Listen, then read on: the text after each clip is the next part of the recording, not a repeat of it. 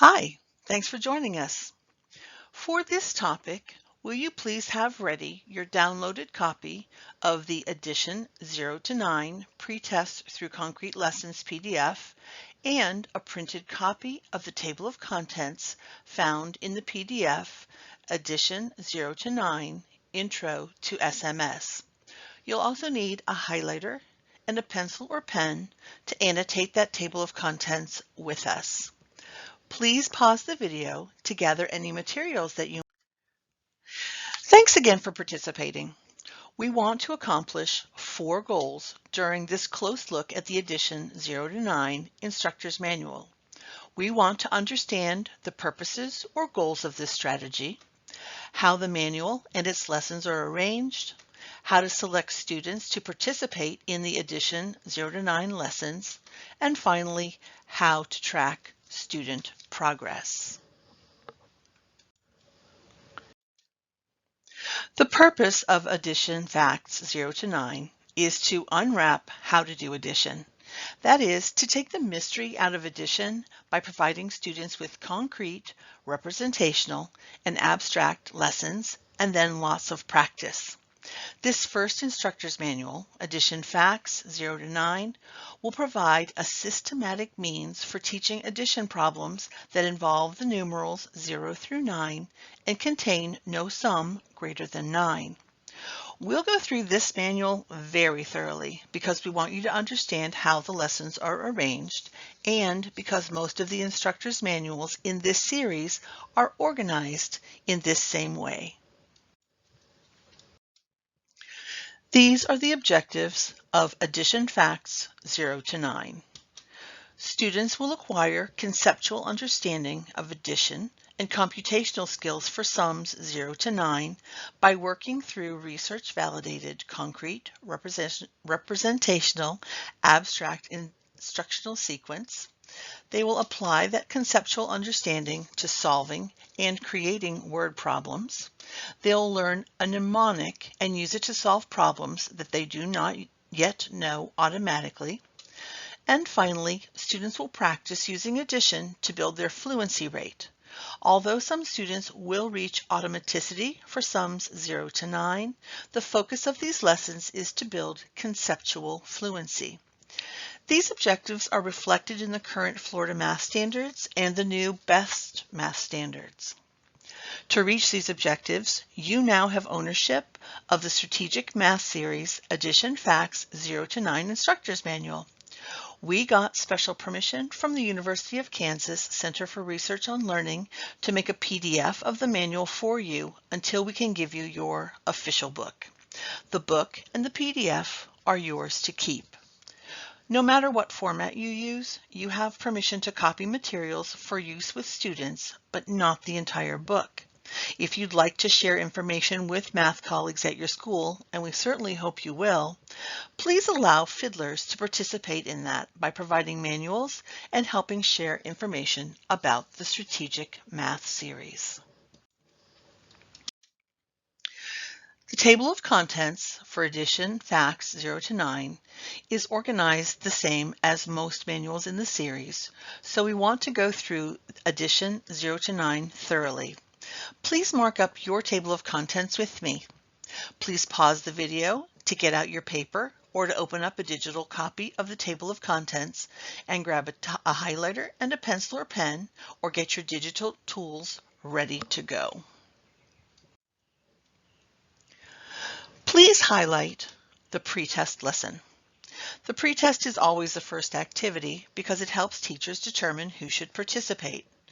To participate in Addition Facts 0 to 9, students should exhibit number sense, particularly magnitude and cardinality. Students must be able to count to 9 independently, and students should score less than 80% on the addition pretest. But you use your professional judgment here.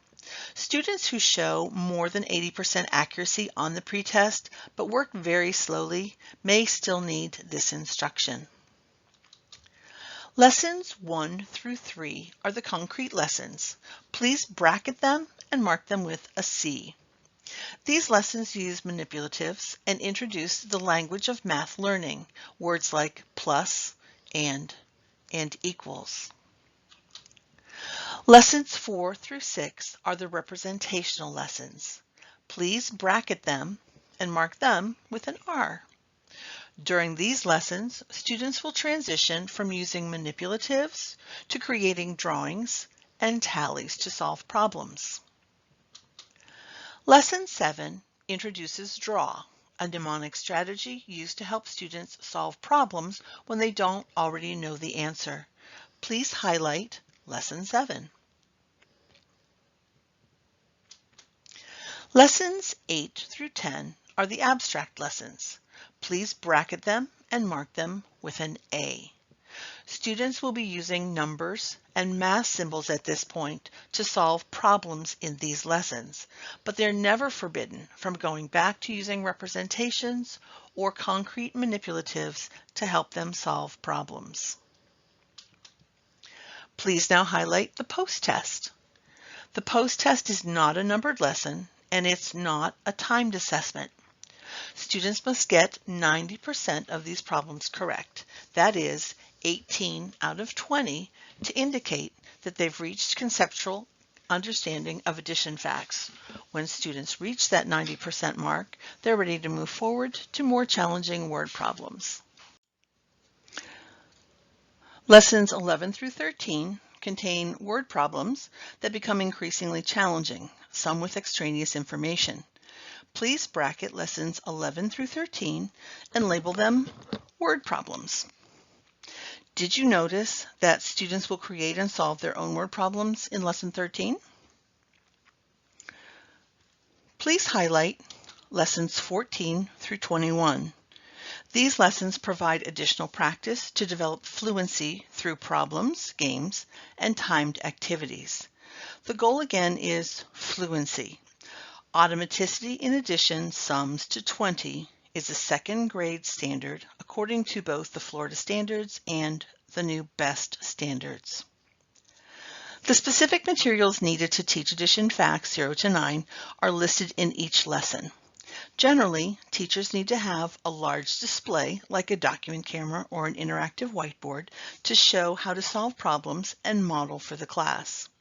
A timer for regular work is required, especially when we want to time an addition minute.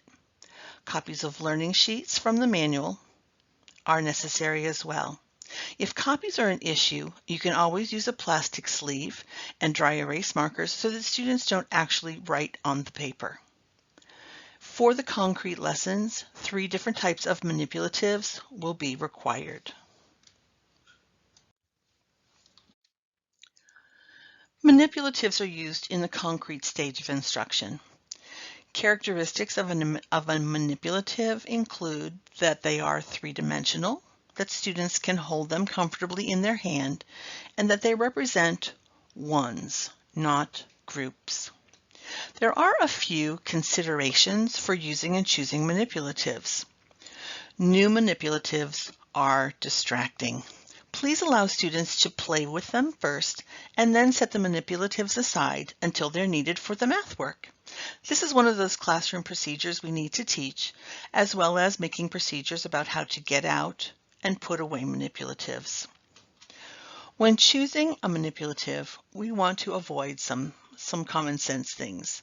Sharp edges, small items that may pose a choking hazard, items related to food allergies like peanuts, items that can bounce or roll off a desk, items that make noise, stretchy, shootable things like rubber bands. You get this. These aren't really good manipulatives. We want to make sure that we have an interesting variety of manipulatives, and we also would like to make sure that they have spellable names for our little students. For example, cube is a better manipulative name than square. We know how the lessons are organized, and we now have our materials ready. We can determine which of our students need these lessons next by using the pretest. Will you please open your downloaded copy of Addition 0 to 9 Pretest to Concrete Lessons and pause the video to read pages 12 through 15. When you read about the chalkboard and the chalk in there, that's evidence that this successful series has been around for quite a long time. Please return to the video when you have finished reading.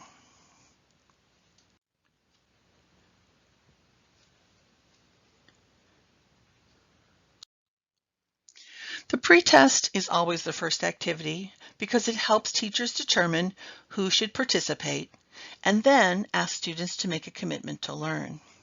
In the PDF at the top of page 13 in point number 9, the manual says that to participate in Addition Facts 0 to 9, students must be able to count to 9 independently, and they should also exhibit number sense. The manual also states that students must score less than 80% on the addition pretest, but again, you should use your professional judgment here. Please note the box on the right side of page 13 in the PDF. Students who show more than 80% accuracy but need more than 4 or 5 minutes to complete the 20 problems on that pretest may need this instruction in Addition Facts. We want to share some thoughts for you to consider when presenting this initial assessment to your students. Many very young children, kindergartners for example, and children without school experience have been working at a concrete level only. This pretest is at the abstract level. Some children have never seen this many math problems written on one paper, and their problems were always written horizontally as sentences instead of vertically.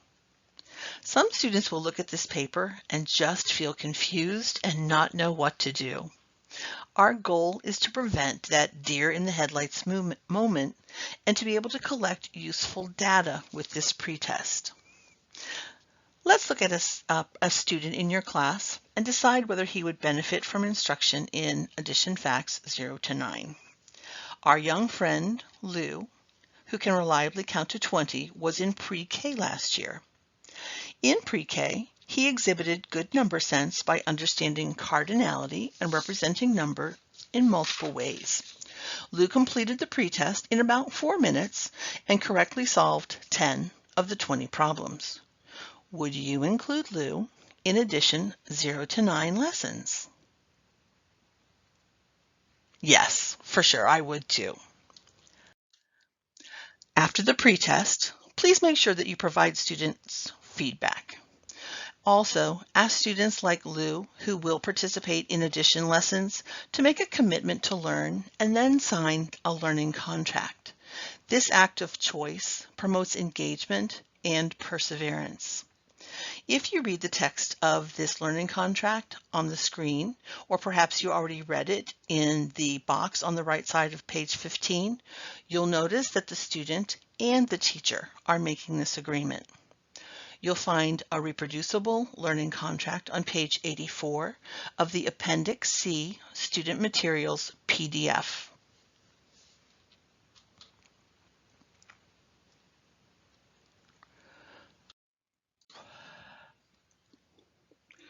We're going to keep track of each student's progress on their own student progress chart.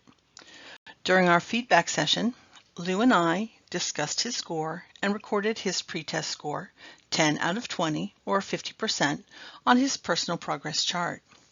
As he completes the lessons listed across the bottom of the chart, Lou and I will continue to plot his scores together during our feedback sessions. Please note that the line at 80% is a bit heavier than the others. This is a reminder to us that a score of 80% or higher indicates mastery for a lesson. The only exception is the post-test, which remember is not a numbered lesson. We need to have 90% to show mastery in the post-test. Information about the about the progress chart and scoring are found in the Addition 0 to 9 Appendix A Charting Progress PDF, and that will be found on pages 76 and 77. Thank you for joining us to examine the Strategic Math Series Addition Facts 0 to 9 Instructor's Manual.